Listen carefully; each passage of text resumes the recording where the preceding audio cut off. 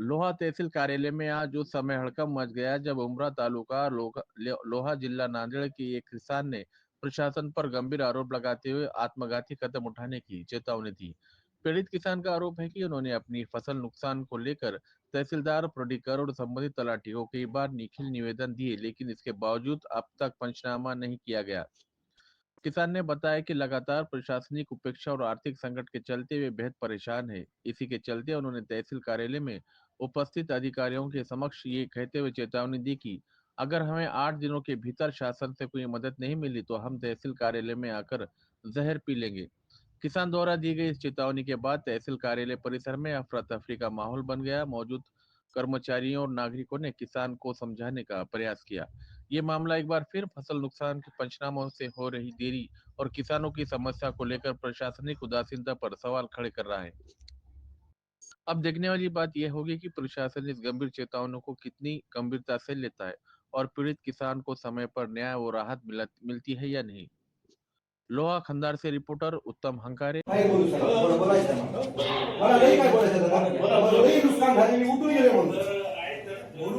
मी उठून गेलेला माणूस आहो.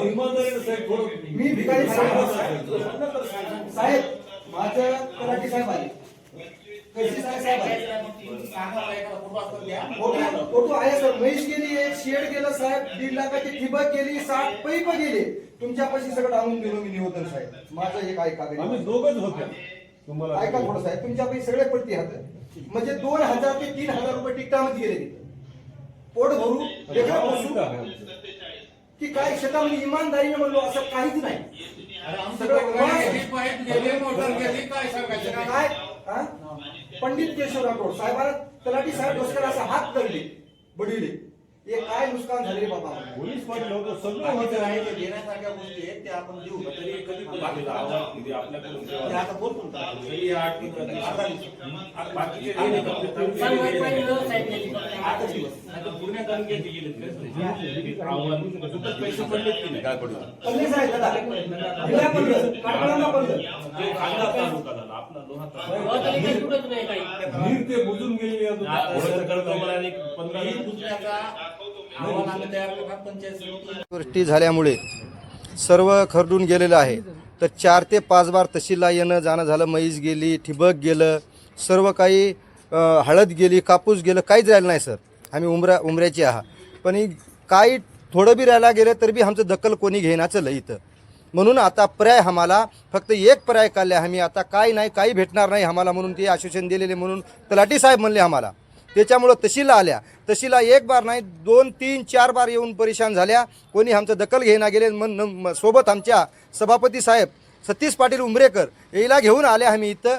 पण आमचं आता या लास्ट पर्याय आहे, आमचं शेवट पर्याय आहे. मी एक शेतकरी आहो, मी कोणतं कार्यकर्ता नाही, कोणतं काहीच नाही. फक्त माझं सगळं गेलं, मी झालो भिकारी. म्हणून साहेब एवढं आणलाव, फक्त ये डबा आणलाव इंड्रिलीचा. आणि या तहसीली पुढे एक माणूस मेले आमच्या गावाचं. 8 दिवसाच्या नंतर कोण हे साहेब काय तहसीलदार साहेब म्हणले आम्हाला की तुमचं न्याय देतो. न्याय देण्यात गेलं तर एक माणूस उमऱ्याच्या तहसीलला फाशी लावून लटकून मेलेला आहे. पण आता बी मी या लोकांकरता आमचे 300 लोक शेतकरी आहे, एक नाही 300 शेतकरी आहे. 8 दिवसाच्या नंतर हे औषधचा डबा या तहसीलला आणून मी पिऊन मरणार आहे, एवढी माझी जाहिरात घ्या. का तर कोणी शेतकरी असलं हे लोक अन्याय करालेत. का अन्याय करालेत? गोरगरिबाचं बघण्यात आले, फक्त याची खुर्ची, यायचं फक्त पगार, याची ड्युटी हे सांभाळालेत. आणि शेतकऱ्याच्या शेतामध्ये गेलं की आता तुमचं काय छानी करायला, हे करायला, ते करायला वाट लावतं. भूलताय करशी साहेब आम्हाला गवसाय रिकामं नाही, कुठंच फिरले आम्ही. त्यानं फक्त आधी आलं धर्माकर साहेब, आधी आलं तलाठी साहेब आले. शेतामध्ये 40 पोते खत गेले, ठिबक गेलं, शेड गेलं, म्हैस गेली. तर आम्हाला म्हणले फक्त भूलताप. या तहसीलला येऊन किती बार 2, 4 बार ओशी आणून दिलेला आहे मी. आणि मी आकादून गेलेला आहे, मी संपून गेलेला आहे. म्हणून मी एक शेतकरी बोलायला आणि शेतकरी जाव. शेवटी यायचं पर्याय तहसीलला हेच आहे. आता दुसरं काहीच नाही. माझं बोलणं झालं. कोणी शेतकरी झालं तर तुम्ही याच्यावर लक्ष ठेवा. आता इथून पुढे आपल्याला काही भेटणार दिले होतो तो 4दा दिलाव. मी स्वतः मयापडती दिलाव, म्हशीचं दिलाव, शेडाचं दिलाव, पैपाचं दिलाव, ठिबकचं दिलाव, हळदीचं दिलाव, खरडणीचं दिलाव. आणि आता म्हणते आता सर्वे करायला. आता आम्ही ट्रॅक्टरनं रोलर केल्या त्याच्यावर. शेतकरी खडक असल्यावर त्याच्यावर आम्ही रोटावर करून काहीतरी पोटासाठी घालतो आम्ही. आणि आता येणं सर्वे करायला निघालेत म्हणून. आता सर्वे असतो काय कुठं आणि यात तहसीलदार साहेब सगळे मोठे मोठे मंत्री साहेब आमच्या शेतामध्ये येऊन बघलेत, पाणी केले त्यानं. आमच्या दिंड्याजवळ शेत जमीन आहे उमऱ्याची, भिवरा नदी. तर आमच्या मोठ्या नदीच्या जवळ येऊन सर्वे केले सगळे. तर सर्वे मंत्री येऊन सर्वे केल्याच्या नंतर आणखी काय राहिलं? आम्ही बुडलेले हा माणसं. तर कंधार तालुका भेटलं, सगळं झालं. आम्ही काय पाप केल्या? उमरा सर्कल काय पाप केलं आमचं? हा, आम्हाला फक्त एकच आहे वाली वासर, कोणी नाही. शेवटी वाली वासर आमचं हे आहे म्हणून आम्ही हातात घेऊन म्हणालो मी. आणि इमानदारी मला 8 दिवसाच्या नंतर देण्यात गेलं तहसीलदार साहेब. शेवटी त्याच्यावर आहे. मी फोन लावून बोललो तहसीलदार साहेबाला, देऊत म्हणलं. आणि तालुका कृषी अधिकारीला फोन लावून बोललो, त्याने देऊत म्हणले मला. त्याला सगळ्याला बोललो मी, आणि कोणी बोलायला तयार नाही. मी फक्त हेलपाटा घालायला लाव. इथं 10-12 झालं चक्र, कोणी दखल घेण्याचं लय. शेवटी माझं हे म्हणणं आहे साहेब. भिवरा उमरा येथे मोठी भिवरा नदी आहे.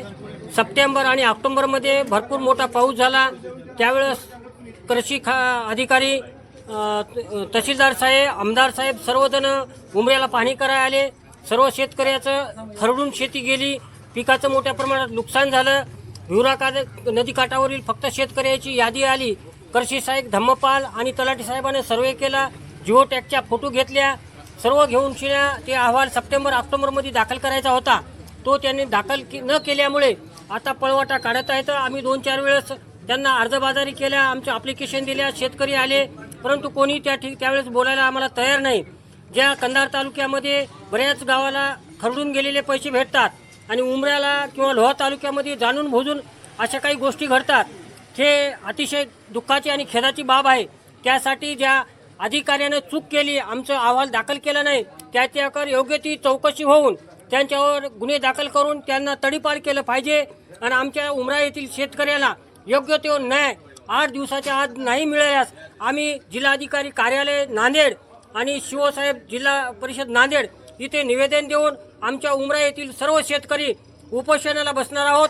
तर याची गंभीर नोंद घेऊन आम्हाला योग्य ते योग्य न्याय लवकरात लवकर द्यावा, ही मी सर्व शेतकऱ्यांच्या वतीनं सर्व चॅनलवाल्याला किंवा आमच्या सर्व तहसीलदारला याला विनंती करतो. नाही निर्णय जर लवकर घेण्यात आला नाही तर आम्ही कलेक्टर ऑफिसच्या समोर उपोषणाला बसणार, ही नम्रतेची विनंती. तहसीलदारांना निवेदन दिले, काय आश्वासन दिले तहसीलदार साहेबांना आता आम्ही निवेदन दिल्या, परंतु त्याने तुम्हाला 4 ते 5 दिवसामध्ये तुमचा जे काय आहे ते अहवाल सादर करून तुम्हाला योग्य तो जो मोबदला आहे ते देण्यात येईल असं आम्हाला आश्वासन दिलं. म्हणून आज आम्ही या ठिकाणाहून परत वापस जात आहोत.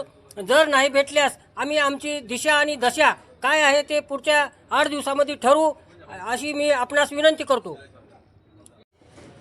पावसाळ्यामध्ये झालेल्या अतिवृष्टीमुळं उमऱ्या गावामध्ये आणि आमच्या परिसरातल्या बऱ्याच गावामध्ये, आज फक्त उमऱ्यातलेच तेवढे माणसं आले, खूप मोठं शेतीचं नुकसान झाले. शेती अक्षरशः खरडून गेली, विहिरी बुजून गेल्या, वाळू सरकून गेली, काळी माती पूर्ण वाहून गेलेली आहे.